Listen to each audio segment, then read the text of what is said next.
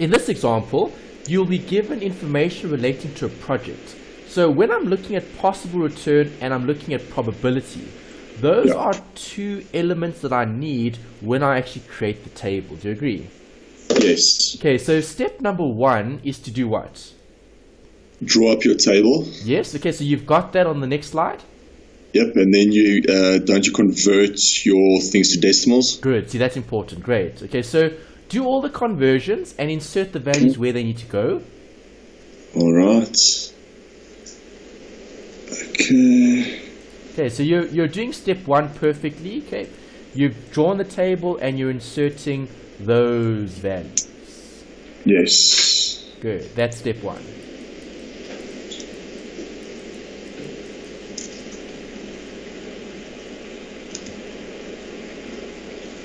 Okay, I just need to pull up that thing. Okay, I'll put it up for you. There's the question. Alright, there we go.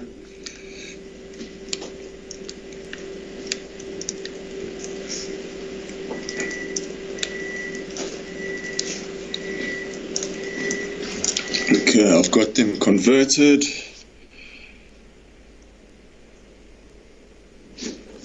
Right, so then after you've inserted them all, then you calculate your expected return.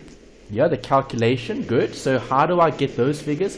So in this column, what are the steps in this column? You multiply your possible return by your probability. Correct. So column 1 times column 2 gives us the answers there. Great.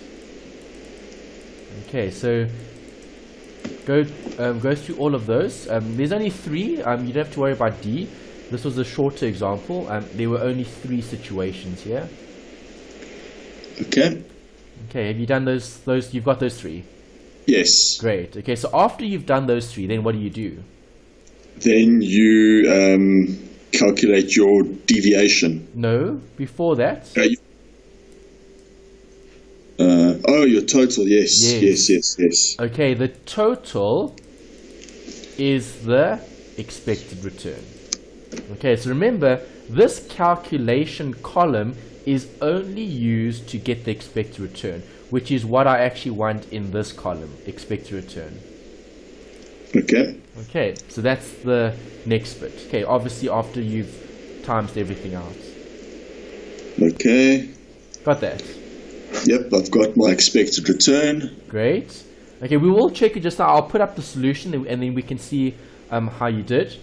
Next bit is this one.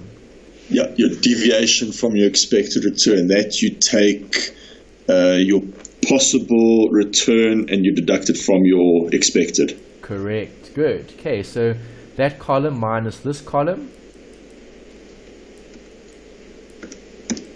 Okay, so find all of those answers there. Okay, column 1 minus column 4.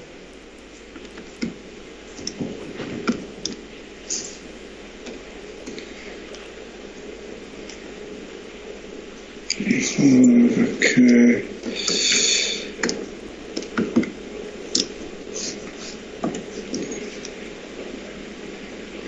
Alright, okay, I've got that. Okay, awesome, good. Then the next step is what?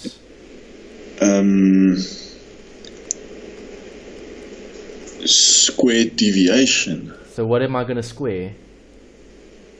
Oh, you square your last answers. Correct. See, it's just it's a step-by-step process. So I take that amount and I square it. Okay, so I'll have answer squared here. Okay. Okay, so the numbers that I had in that column, I'm going to square them all to get those answers in that column.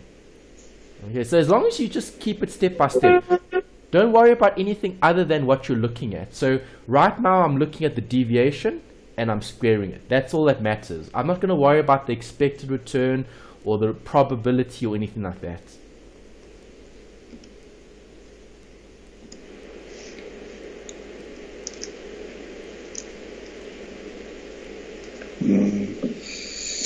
Okay.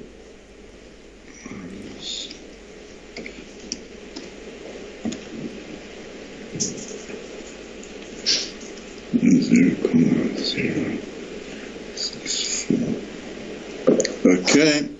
All right, great. You got them. Yes. Nice. Okay, then the last column, what do you do in this column? You multiply your last answers by your probability. Correct. So now I'm taking what I had here, okay, and what I have there, and those two are going to give me the square deviation times the probability. Okay, so work out those answers in that last column.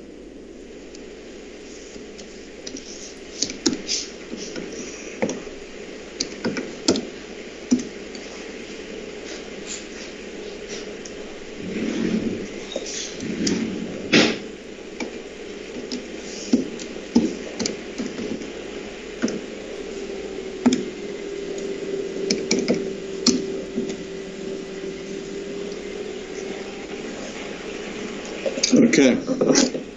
Perfect, you got it. Yep. Great. And now after having done that, what do?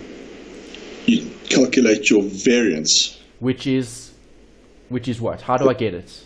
Your total of that last column. Correct. Good. Okay, so the last column here gives me the actual variance when I sum up. Alright, so now you've actually got all the steps. You've completed the table. We just need to check if you're right. So maybe just get the variance amount and then we can check it before we discuss standard deviation, how to get those. Okay.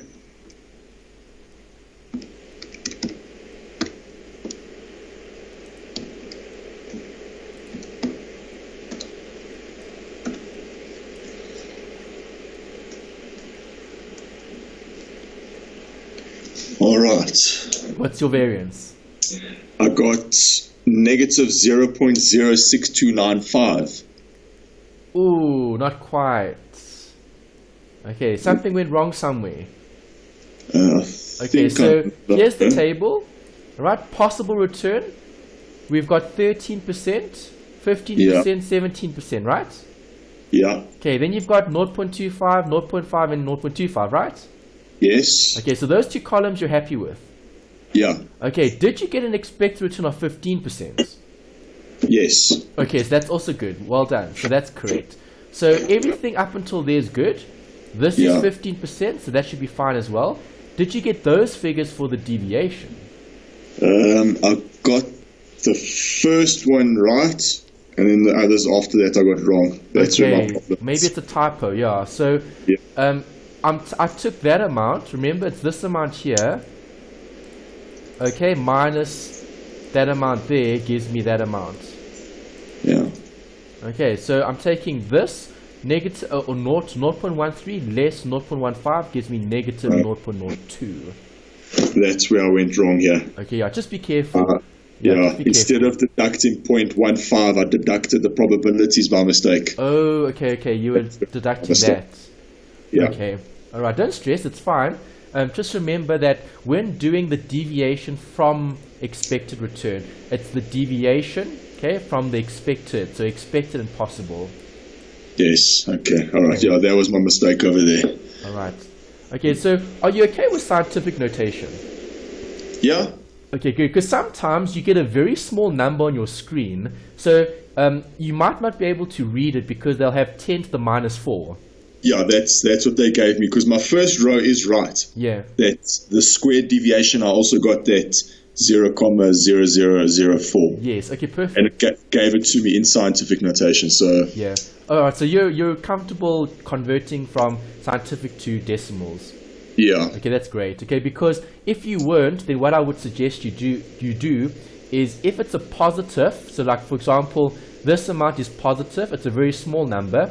So if you just say plus 1, then you'll get 1,0004 and you ignore the one that you added, because then the calculator will show it to you with all the decimals.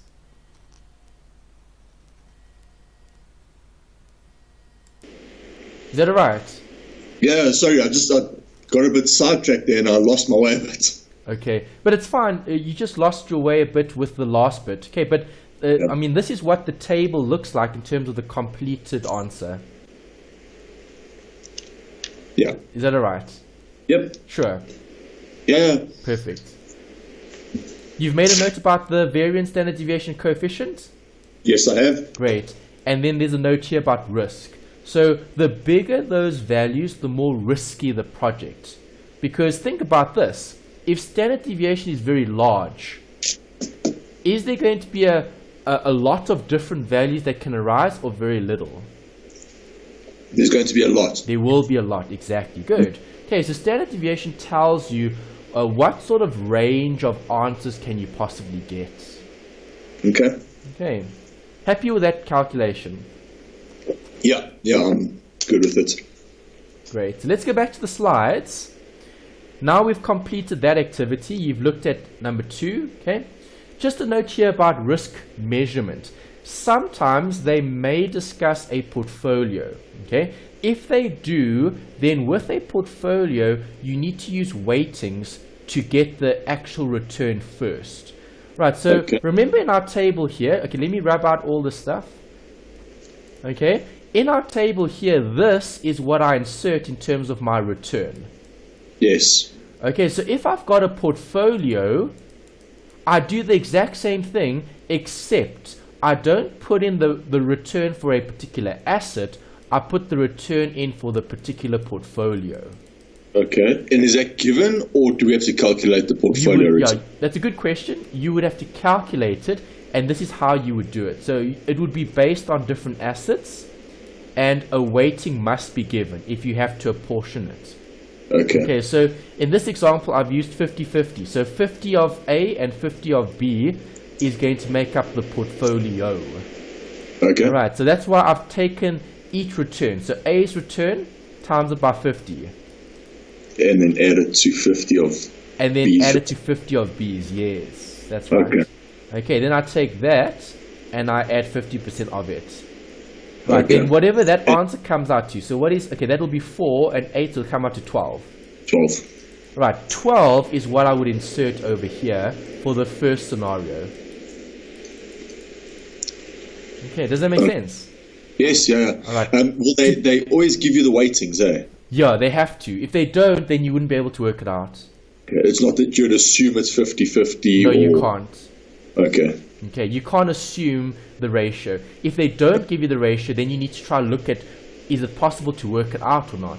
Okay, but looking at old past papers, I haven't seen them test the portfolio return that often. I think it literally came up once or twice in a multiple choice, and that was it. Okay, it hasn't come up too often.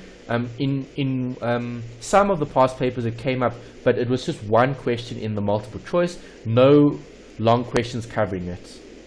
Okay. Right, and then just a note here about the expected value. It's also slightly different. So remember we had that ER earlier. This ER, expected return. Yes.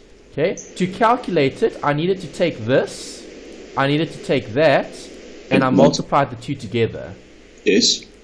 When I do it for a portfolio, I take the total portfolio returns and I divide it by the number of events. Okay, events meaning how many scenarios do you have.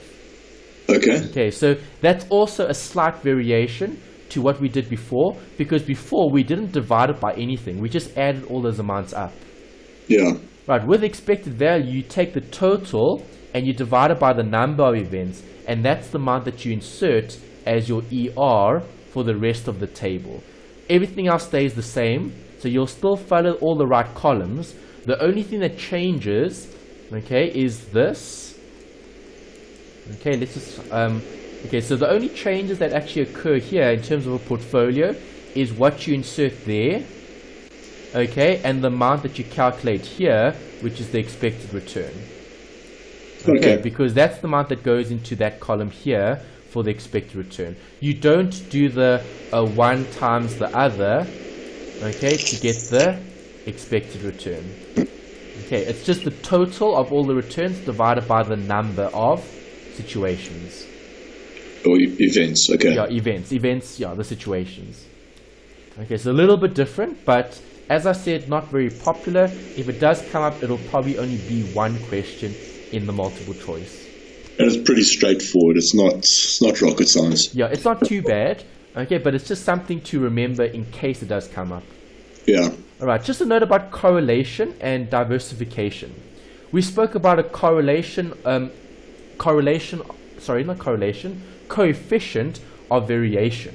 Okay, so Yes. coefficient of variation is a measure of risk in terms of standard deviation in line with its expected return. Okay, remember the equation was SD over ER.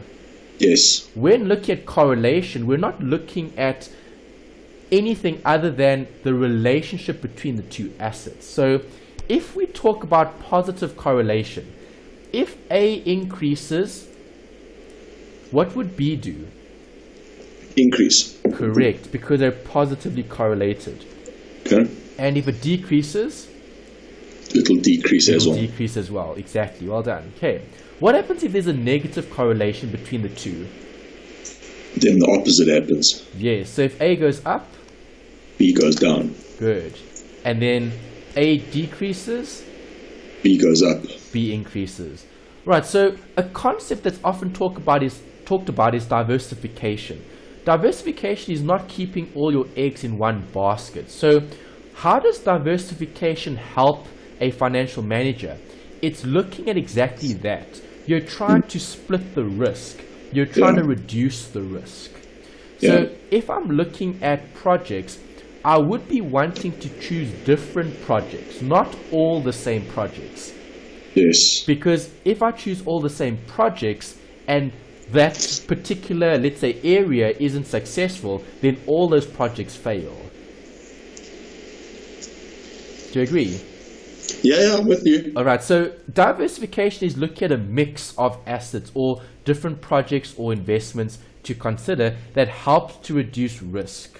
Remember, the key when making a good financial decision is reduce the risk as much as possible and maximize the return as much as possible. Yeah. Normally, risk and reward should be linear, meaning if the one increases, the other should increase as well. Do you agree? Yeah. Okay, so it's a linear relationship like that.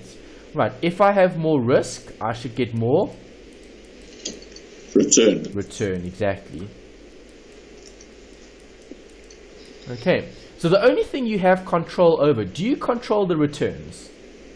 No. No, but you can control the risk that you take on. Expose yourself to, yeah. Exactly, that you expose yourself to, correct.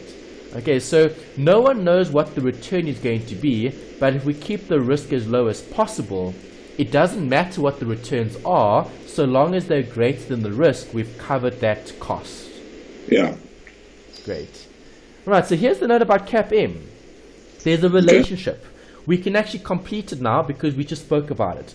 CAPM demonstrates the linear relationship between risk and reward, okay, or risk and return. Upward, downward, sideways, which way? It should go upward. Correct. Okay, directly proportional, right? Well, when the one increases, the other should increase. Okay, they're linked. Okay, good. So when looking at CAPM, you'll see CAPM looks at the linear relationship between risk and return. So you've got a straight line here. Okay, y equals mx plus c. Okay, you'll see the same note about it just now in terms of what all of these symbols mean. Okay, so from basic mathematics, right, you know m is determining the slope. Yeah. Okay, so the slope here is determined by the risk. How much risk are we going to be taking? That's going to determine the shape or the slant of the slope. The c is the intercept, which would be over here, the y-intercept. Okay, what is RF standing for? It stands for risk-free. Risk-free? Yeah, risk-free. Okay. Okay, so risk-free means if I have no risk, is it possible to have something with no risk? Yes. Yes, so what would that be? Okay. What would have no risk or perceived to have no risk? Cash, isn't it? Yes, very good. See, we spoke about asset classes earlier, so now you're mentioning that, which is great. Okay, because cash is no risk. There's no risk in terms of cash. If you've got cash, cash is cash. Yeah. All right, so other things that we look at is treasury bills, short-term money market instruments. Okay. Okay, T-bills would also be a measure of risk-free in terms of the actual rate. Okay, so if I choose to not take any risk, am I going to get a return? Yes, but very small. But it'll be very small, exactly. So now, if I choose to take on more risk, how do financial managers take on more risk? They need to invest where? Into equities. Well, in equity possibly, or in projects. And if they're investing in a project, do you agree they're going to be at liberty with the market? Okay, the market is literally going to give them a specific return. Yeah. Okay, so theory here, non-diversifiable systematic or beta risk is referring to the market risk. So starting, okay, to take on more risk by investing in the market moves you from here, risk-free, to risk. Okay, so if I've got more risk, I would expect a slightly higher return. Okay, so if you're taking on risk, let's say the risk is 1. Okay, what is the required return? Well, the required return here, in terms of what you would expect as a return or a reward, could be maybe, let's say 20. Okay. Okay, the risk-free return is 5. Alright, so that's the current situation. So looking at risk, what level of risk are we taking on? We're taking on 1 as a measure. Beta is the measure of risk. So if I'm taking on risk at level 1, I should be compensated with a return of 20. Okay, so if the project provides us with a return of 20, would you accept it? Yes. Yes. If the project gives you a return of less than 20, would you accept it? No. No. Okay, so we accept when we're above the line and we reject when we're below the line. Okay. So projects that give a return greater than what is provided for in terms of the market. Okay, because remember CAPM is look at the market return in line with the market. So projects could be below or above the line. Okay, that's your analysis. You're checking, well, how much will the project give? If the project gives more, then we're above the line. If the project gives less, we'll be below the line. But the market line tells us where we should be and what we should expect as a return. Okay. Because should companies take on more risk without more return? No. No, they shouldn't. Good. Alright, so here's a note about beta. Beta is covariance of the asset in the market over the variance of the market. That's the way we calculate beta for the market. So beta is just a measure of sensitivity of the security's returns to the market risk. Okay, what sort of risk do we have in the market? We're looking at the change. Okay, the change in one versus the change in another. So if I've given you an example here, which is looking at market variance of 0.5, okay, the covariance of asset A or company A and the market is 0.5. What would the beta be? You'd go 0.5 divided by 0.85. Yes, good. Okay, it gives you a beta of 0.588. So this is representing the level of risk that you're taking on having invested in company A. Okay. Okay, it's another measure of risk that gives us an indication of how high or how low the risk is. So this project only has 0.5. That would be lower, okay, than 1. So we could assume that this project is slightly less risky than the rest of the market. Okay. Okay, so if the risk is lower, we need to try see what the return is for this project. If the return is a lot greater than the risk, well, then that's a good project to accept. Okay. Okay.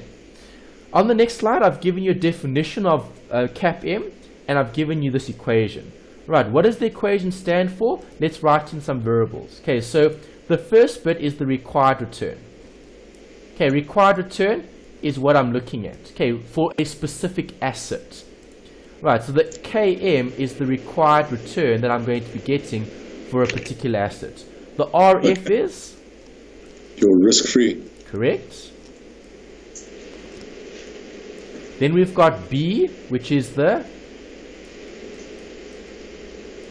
your beta. Correct. Okay. KM is looking at what the market is going to give you. So that's the market return. Okay. And then RF again is risk-free. So those two are risk-free. Okay. Okay, so looking at this, you've actually got the y equals mx plus c.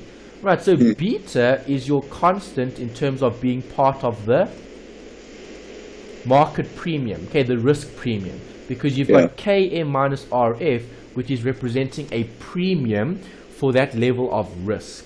So beta is where we are along the x-axis.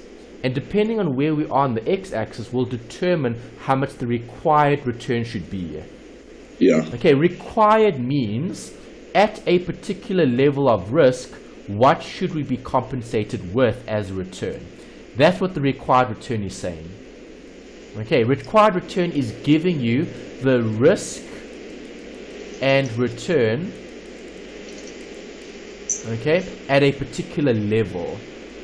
Right, so if I've got a beta that's 1, if I substitute 1 into the equation, it's going to give me a required return. And that required return is very important from a decision-making point of view, because I would either accept or reject projects depending on what the required return is and depending on what I expect for the project. Right, so is the required return different from the expected return? Yes. Yes, okay. Required return comes from where? What do you mean, where does it come from? How do I calculate it? With this calculation that you've just done. Correct, from CAPM. Okay, so always remember, CAPM gives you required return. Okay. Okay, CAPM gives you the required return. And where do I get the expected return? From your variance calculations. Yes, from the statistics. Yeah. Okay, here's the expected return. Okay. All right, so remember, expected return is what you believe the project is going to provide us with. Okay. And then the required return is looking at the market and looking at risk. So if I take on risk and I accept the project, what should I require as a return? Then we need to compare the two and make a decision. Do we accept or do we reject the project? Okay. So let's look at this example. Let's apply the CAPM equation. Okay, so can you pull out the right figures to substitute into the equation? Okay, so B would be 1.4. Correct. 5% would be your RF. Now, that 5%, do you put it in as 5% or have you got to convert it to decimals like you do when we use the table? Okay, good question. Okay, so if you do convert to decimals, then you convert everything to decimals. But then your answer will be a decimal. Okay. All right, so if you do convert, you also have to convert back to percentage.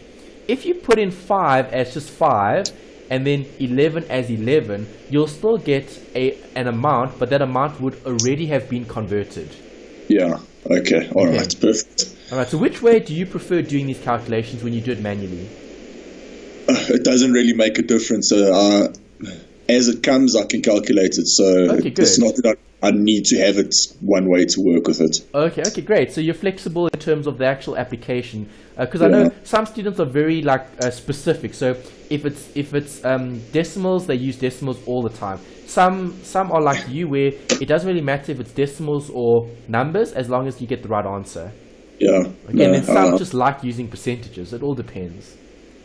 Okay, so what answer do you get here then? You've identified the risk-free, the beta, and obviously there's one more that we need to identify, which is the... Your market is 11. Yes, so what do we get as a required return? So then that is 5 plus 1.4 minus 5. I get a required return of 13.4. Well done. Okay, so what is that representing? that's what you should get back for your project, or Yes. to make it work. That's correct. That's very good. Okay, so your interpretation is good. All right, because remember, this is looking at required.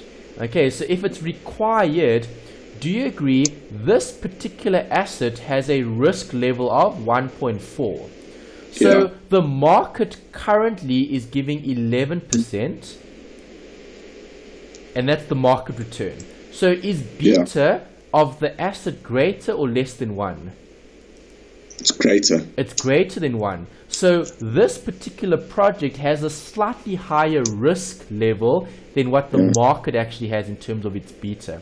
So looking at required return, okay, we would expect a project like this with a return of with a risk of 1.4 to yield 13.4. If we do get 13.4, then that's good.